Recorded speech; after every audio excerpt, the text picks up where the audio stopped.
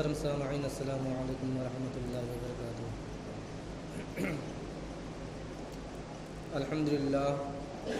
الحمدللہ رب العالمین والعاقبۃ للمتقین، والصلاة والسلام علی سید المرسلین وعلی آلہ واصحابہ اجمعین، اما بعد فاعوذ باللہ من الشیطان الرجیم، بسم اللہ الرحمن الرحیم۔ وَأَتِمُّوا الْحَجَّ وَالْعُمْرَةَ لِلَّهِ صدق اللہ مولانا العظیم وبلغنا رسولہ النبی الامین المکین الکریم، ونحن علی ذلک لمن الشاہدین والشاکرین، والحمد للہ رب العالمین۔ محترم سامعین، آئیے کچھ عرض و معروض سے قبل آقائے نامدار، مدینے کے تاجدار، جناب روح فدا محمد عربی صلی اللہ تعالی علیہ وسلم کی بارگاہ بیکس پناہ میں درود و سلام کی ڈالی نشاور کریں اور پڑھیں بآواز بلند، اللہم صلی علی سیدنا شفیعنا حبیبنا کریمنا مولانا محمد مبارک وسلم، صلاۃ و سلام علیک یا رسول اللہ۔ محترم حضرات، کئی جمعے سے ایک ہی موضوع پر تقریر ہو رہی ہے، کیونکہ آنے والا مہینہ جو عربی مہینوں کا آخری مہینہ ہے، جسے ذی الحجہ کہا جاتا ہے، اور جس میں وہ حضرات جن کو اللہ تبارک و تعالیٰ نے اس لائق بنایا ہے کہ وہ حج بیت اللہ کی سعادت حاصل کر سکتے ہیں،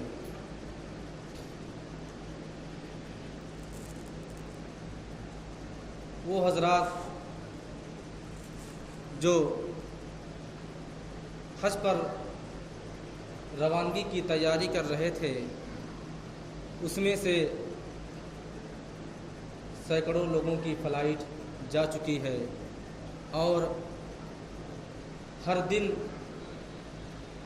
سینکڑوں حاجیوں کی فلائٹ جاتی رہتی ہے۔ اللہ تبارک و تعالی ہمارے اور آپ کے مقدر میں بھی نصیب عطا فرمائیں حج کی سعادت ادا کرنے سے۔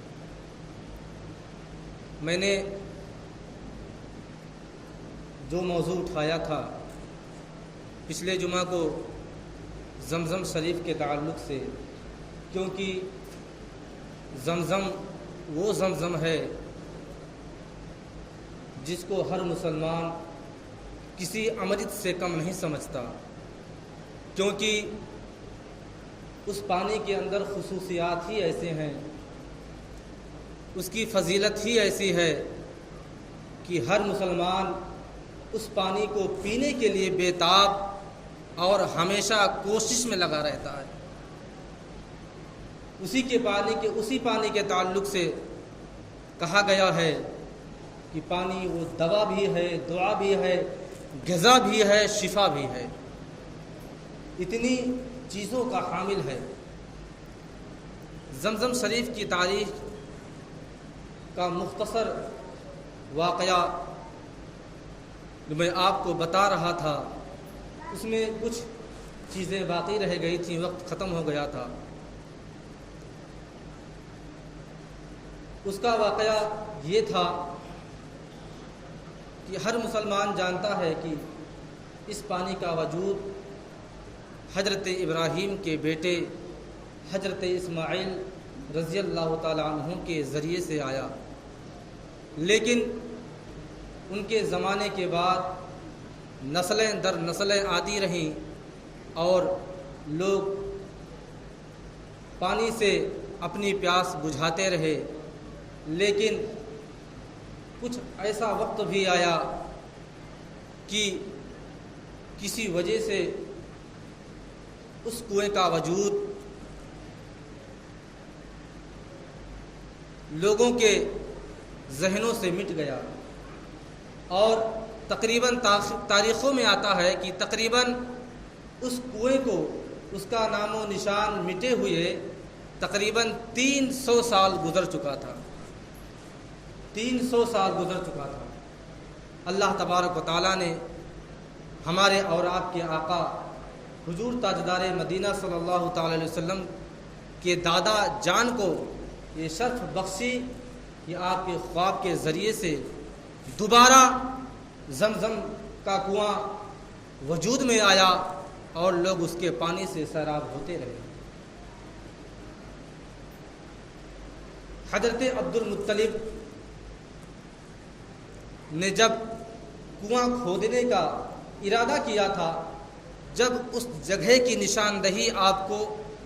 پورے طریقے سے معلوم ہو چکی اور آپ نے ارادہ کیا، تو میں نے پچھلی جمعہ کو بتایا تھا کہ قریش والے رکاوٹ پیدا کرنے لگے، اور اس وقت حضرت عبد المطلب کے صرف ایک بیٹے تھے جن کا نام حارث تھا۔ چونکہ کنواں گہرا تھا اور زمین بھی سخت تھی، اس وجہ سے کنواں کھودنے میں آپ کو بڑی دشواری ہو رہی تھی۔ فوراً آپ نے اللہ تبارک و تعالیٰ کی بارگاہ میں دعا کی، مولا تعالیٰ اگر تو مجھے 10 بیٹے عطا کر دے اور میں آب زمزم کا کنواں کھودنے میں کامیاب رہا تو اے پروردگار میں اپنے 10 بیٹوں میں سے ایک بیٹے کی قربانی تیری راہ میں پیش کر دوں گا۔ اللہ تبارک و تعالیٰ نے آپ کی دعا کو قبول فرمایا، اور بفضلہ تعالیٰ اللہ تبارک و تعالیٰ نے آپ کو 10 بیٹے عطا کیے۔ لیکن اس سے پہلے جب آپ کنویں کی کھدائی شروع کر رہے تھے تو ایک واقعہ تو یوں پیش آیا تھا کہ قریش والے رکاوٹ پیدا کرنے لگے، تو کاہنہ کی طرف رجوع کیا گیا، لیکن اللہ تبارک و تعالیٰ کی حکمت اسی میں تھی کہ لوگوں کو آدھے ہی راستے سے واپس لوٹنا پڑا۔ لیکن دوسری بات، جب حضرت عبد المطلب نے کنواں کھودنا شروع کیا تو جب کنویں کی گہرائی تک پہنچنے والے تھے، اس وقت کنویں میں سونے اور زیورات اور تلواریں، زرہیں نکلنا شروع ہوئیں۔ پھر جب قریش نے دیکھا کہ مال و دولت وہاں سے نکل رہا ہے، تو پھر حضرت عبد المطلب سے قریش نے کہا کہ اس میں تو ہمارا بھی حصہ ہے۔ حضرت عبد المطلب نے کہا ابھی تک تو آپ اس کے کھودنے میں رکاوٹ پیدا کر رہے تھے، اور اب جب زیور اور سونے اور چاندی نکلنے شروع ہو گئے تو آپ کے اندر لالچ پیدا ہو گئی اور آپ نے اس پر بھی دعویٰ کر دیا۔ حضرت عبد المطلب نے کہا کہ اس کا انصاف کیا جائے اور کسی طریقے سے اگر اس کا کوئی فیصلہ ہو سکتا ہے تو اس کو کیا جائے۔ قریش نے کہا کہ کسی کاہنہ کی طرف رجوع کیا جائے۔ حضرت عبد المطلب نے ان کے فیصلے کو قبول کیا، اور جب کاہنہ تک یہ بات پہنچی تو چونکہ عرب کا ایک مخصوص انداز تھا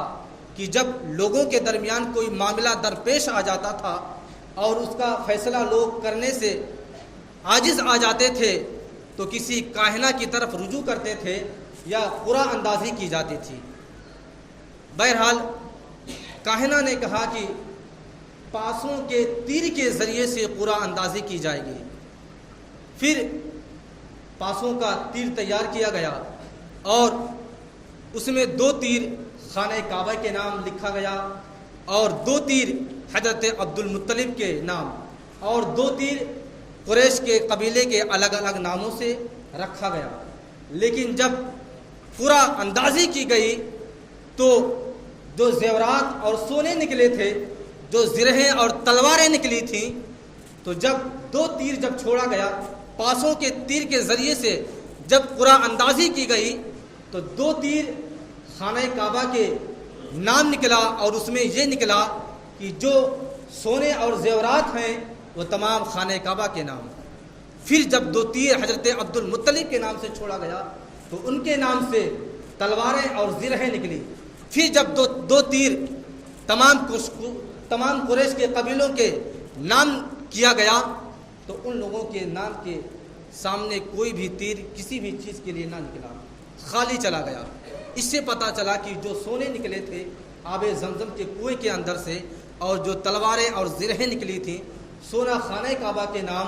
زرہیں اور تلواریں حضرت عبد المطلب کے نام، اور قریش جو رکاوٹ پیدا کر رہے تھے، اللہ تبارک و تعالیٰ نے ایسا کیا کہ ان کے نام سے کچھ بھی نہ نکلا، خالی رہ گئے۔ حضرت عبد المطلب نے جو سونے نکلے تھے خانہ کعبہ کے دروازے میں تمام سونے کو پیوست کروا دیا۔ اور چونکہ میرے نبی کا یہ بھی ایک فرمان ہے، انا ابن الذبیحین، یعنی میں 2 ذبیحوں کا بیٹا ہوں۔ اب اس کی تشریح یہ بیان کی جاتی ہے کہ جو حضرت عبد المطلب نے زمزم کا کنواں کھودنے سے پہلے منت مانی تھی، اے پروردگار اگر تو مجھے 10 بیٹے عطا کرے گا تو ایک بیٹا تیری راہ میں قربان کر دوں گا۔ جب اللہ تبارک و تعالیٰ نے آپ کو 10 بیٹے عطا کیے، اور جب 10 بیٹے آپ کے جوان ہو گئے، تو پھر جب حضرت عبد المطلب کو اپنی منت یاد آئی تو آپ نے اس کو پورا کرنے کی کوشش کی، اور آپ نے سوچا کہ اس کو کس طرح کیا جائے۔ کسی نے آپ کو مشورہ دیا کہ آپ اپنے 10 بیٹوں کے نام سے قرعہ اندازی کریں تاکہ پتہ چلے کہ آپ کو کس بیٹی کی قربانی دینی ہے۔ آپ نے 10 بیٹوں کے نام قرعہ نکالا تو اس میں حضرت عبداللہ کا نام نکل گیا۔ حضرت عبداللہ جو ہمارے اور آپ کے آقا حضور تاجدار مدینہ صلی اللہ علیہ وسلم کے والد گرامی ہیں۔ چونکہ حضرت عبداللہ اپنے تمام بھائیوں میں سب سے چھوٹے تھے، آپ بھی مشاہدہ کرتے ہوں گے کہ آپ کے اولاد میں جو سب سے چھوٹا ہے اس کے والدین اپنے سب سے چھوٹے بیٹے سے سب سے زیادہ محبت اور عقیدت رکھتے ہیں، آپ بھی جانتے ہوں گے۔ حضرت عبد المطلب کو اپنے سب سے چھوٹے بیٹے یعنی حضرت عبداللہ سے سب سے زیادہ انسیت اور محبت تھی، لیکن ان کا جب نام نکلا تو آپ فکر مند ہو گئے۔ لیکن ایک طرف آپ کے منت کی بات تھی، آپ نے اللہ تبارک و تعالیٰ کی بارگاہ میں منت مان چکے تھے کہ جس کا نام نکلے گا اسی کی میں قربانی آپ کی بارگاہ میں پیش کر دوں گا۔ لیکن جب آپ حضرت عبداللہ کو قربان گاہ لے جانے لگے تو جب قریش نے دیکھا کہ وہ حضرت عبداللہ جو اپنے بھائیوں میں سب سے زیادہ خوبصورت اور سب سے زیادہ حسین و جمیل ہے، انہی کی قربانی کرنے کے لیے حضرت عبد المطلب لے کے جا رہے ہیں، تو پھر تمام قریش نے رکاوٹ پیدا کر دی کہ حضرت عبداللہ کی قربانی نہ پیش کی جائے، بلکہ آپ کے اور بھی بیٹے ہیں، کیوں نہ ان بیٹوں کی قربانی پیش کر دی جائے۔ حضرت عبد المطلب نے فرمایا کہ میں نے قرعہ اندازی کی ہے، میرے 10 بیٹوں میں حضرت عبداللہ کا نام نکلا ہے۔ بہرحال تمام اہل قریش نے رکاوٹ پیدا کر دی، یہاں تک کہ حضرت عبد المطلب کو قربانی کرنے سے روک دیا اور کہا کہ آپ ایسا کریں کہ حجاز مقدس چلے جائیں اور حجاز میں ایک کاہنہ رہتی ہے اس کے پاس چلے جائیں اور اس سے اپنا تمام معاملہ پیش کریں۔ جب حضرت عبد المطلب اس کاہنہ کے پاس گئے، اپنے تمام حالات کو بیان کیا، تو کاہنہ نے کہا کہ آپ کے مذہب میں جو دیت کی مقدار طے ہوتی ہے وہ آپ کے دھرم میں 10 اونٹ کی مقدار ہوتی ہے، تو آپ ایسا کریں کہ حضرت عبداللہ کے نام کے ساتھ ساتھ 10 اونٹوں کا نام ڈالیں، پھر قرعہ اندازی کریں۔ اگر پھر بھی حضرت عبداللہ کا نام نکلتا ہے تو پھر آپ 10 اونٹوں کی تعداد بڑھا دیں، پھر بھی اگر حضرت عبداللہ کا نام نکلتا ہے تو پھر 10 اونٹوں کی تعداد بڑھا دیں۔ اسی طرح آپ کرتے رہیں۔ حضرت عبد المطلب واپس آئے اور آپ نے قرعہ اندازی کا یہ بہترین نمونہ پیش کیا اور حضرت عبداللہ کے ساتھ 10 اونٹوں کا نام بھی لکھا۔ قرعہ اندازی کی آپ نے تو پھر حضرت عبداللہ کا نام نکلا۔ دوسری بار جب 10 اونٹوں کے ساتھ 20 اونٹ لگائے گئے اور حضرت عبداللہ کا نام لکھا گیا تو پھر حضرت عبداللہ کا نام نکلا، یہاں تک کہ آپ 10 کی تعداد بڑھاتے گئے، اور جب 100 اونٹوں کی تعداد ہو گئی اور پھر حضرت عبداللہ کا نام ڈالا گیا، تو پھر جا کر کے جب 100 اونٹوں کی تعداد پوری ہوئی تب جا کے اونٹوں کا نام نکلا، اور اس وقت حضرت عبداللہ کا نام نہ نکلا۔ تمام قریش نے خوشی منایا کہ اس بار عبداللہ کا نام نہیں نکلا بلکہ اونٹوں کا نام نکلا ہے اور قربانی پیش کر دی جائے۔ حضرت عبد المطلب نے کہا میں ابھی نہیں مانوں گا، اس طرح میں نہیں مانوں گا، اسی طریقے کو میں 3 بار آزماؤں گا۔ اگر 100 اونٹوں کے ساتھ حضرت عبداللہ کا نام ملانے پر 3 بار اس طرح قرآن اندازی کرنے پر ہر بار